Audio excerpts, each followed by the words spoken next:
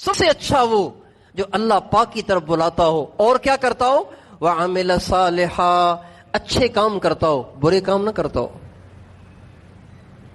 اچھے اعمال تو کرے، برے اعمال بالکل نہ کرے.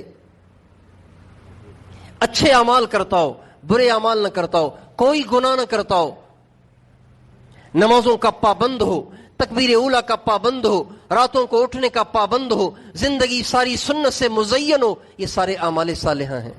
کوئی کام سنت سے ہٹ کے نہ ہو. جو کام سنت سے ہٹ کے ہے وہ عمل صالح تو نہ ہوا. صالح تو کہتے ہیں نیک عمل کو. تو سنت سے ہٹ کے جو کام ہو وہ نیک تو نہیں ہوگا، وہ تو برا ہو جائے گا. ساری زندگی سنت سے مزین ہو، گناہوں سے پاک ہو، نہ کبیرہ گناہ کرتا ہو نہ صغیرہ گناہ کرتا ہو، سارے اعمال کی پابندی کرتا ہو، سارے فرائض کو ادا کرتا ہو، سارے واجبات کو ادا کرتا ہو، ساری سنتوں پہ عمل کرتا ہو، یہ عمل صالحا ہو گیا. تیسری بات، وقال اننی من المسلمین، اور یہ بھی کہتا پھرتا ہو لوگوں میں کوئی الگ آدمی نہیں ہوں، میری کوئی الگ حیثیت نہیں ہے، میں بھی تمہیں میں سے ایک، تمہیں جیسا ہوں. تکبر نہ ہو، اپنے آپ کو بڑا نہ سمجھتا ہو، بلکہ اپنے آپ کو ایک عام سا آدمی سمجھتا ہو، گرا پڑا آدمی سمجھتا ہو. ہمارے نبی تشریف فرماتے، ایک شخص آیا آپ علیہ السلام سے ملنے کے لیے. جب آپ علیہ السلام کے چہرے انور پہ اس کی نظر پڑی تو نبوت کی ہیبت ایسی اس پہ طاری ہوئی کہ وہ کانپنے لگ گیا. آپ علیہ السلام نے فرمایا، ہون علیک نفسک فما انا بملک جبار. ارے بھائی ڈرتے کیوں ہو، پریشان کیوں ہوتے ہو، ذرا ٹھنڈے ہو جاؤ، اس لیے کہ میں کوئی ظالم بادشاہ نہیں ہوں. انما انا ابن امرأۃ من قریش، میں تو ایک غریب قریشی عورت کا لڑکا ہوں. اللہ اکبر، میں تو ایک قریش کی ایک غریب عورت، غریب میں کہہ رہا ہوں. آپ علیہ السلام کے الفاظ یہ ہیں کہ انما انا ابن امرأۃ من قریش تأکل القدید، میں تو قریش کی ایک ایسی عورت کا لڑکا ہوں جس کے پاس تازہ گوشت نہیں ہوتا تھا، وہ سوکھا گوشت کھاتی تھی، سوکھا گوشت کھاتی تھی. یعنی حضرت آمنہ.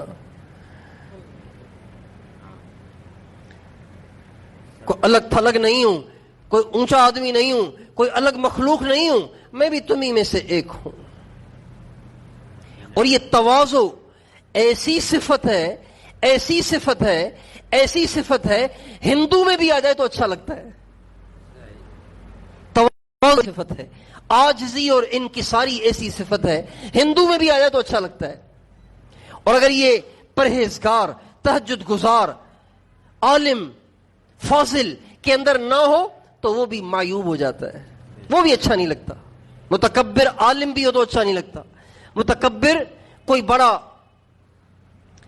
تہجد گزار بھی ہو، بڑی پگڑی اور بڑے جبے والا بھی ہو، لیکن متکبر ہو اچھا نہیں لگتا. تواضع ہو تو اچھا لگتا ہے.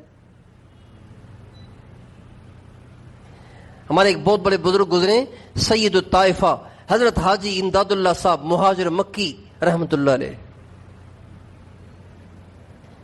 وہ فرمایا کرتے تھے، ساری دنیا میں جہاں کہیں توڑ ہے، آپس میں لڑائیاں ہیں، یہ تواضع کے نہ ہونے کی وجہ سے ہیں.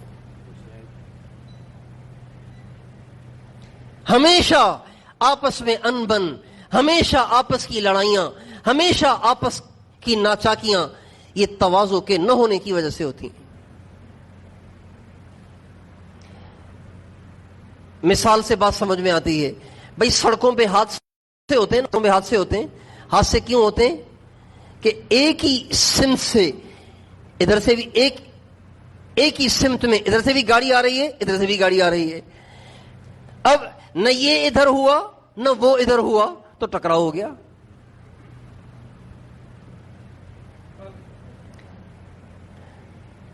ٹکراؤ تب ہوتا ہے جب ایک گاڑی والا ادھر نہیں جاتا اور وہ والا ادھر نہیں جاتا. جب دونوں بالکل آمنے سامنے آ جاتے ہیں تو ٹکراؤ ہو جاتا ہے، ایکسیڈنٹ ہو جاتا ہے. اسی طرح سے ہمیشہ آپس کی لڑائیاں تبھی وجود میں آتی ہیں جب انسان کہتا ہے میں کوئی ایسا. اس لیے تواضع بنیادی صفت ہے. ایک عجیب نقطہ،